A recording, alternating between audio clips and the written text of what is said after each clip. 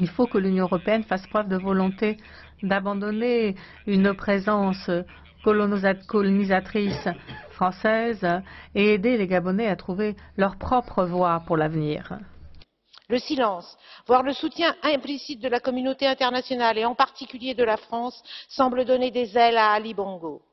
Les Gabonais savent bien malheureusement qu'ils ne peuvent pas compter sur la France et que loin de jouer un rôle constructif, les gouvernements successifs de mon pays protègent malheureusement, de fait, les intérêts financiers du clan au pouvoir.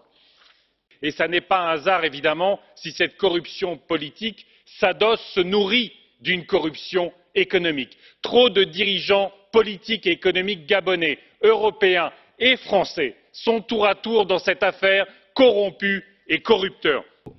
En France, il convient donc d'exercer une pression croissante sur le régime gabonais afin que l'accord de Cotonou soit respecté.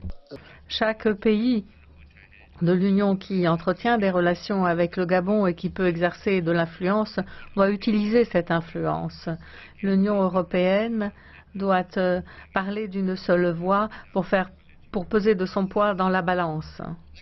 La crédibilité de l'accord de Cotonou est en jeu, tout comme notre crédibilité, notre volonté d'agir. Ali Bongo n'est pas un président légitime. Nous savons pertinemment qu'il a manipulé les résultats des dernières élections, qu'il a perdu.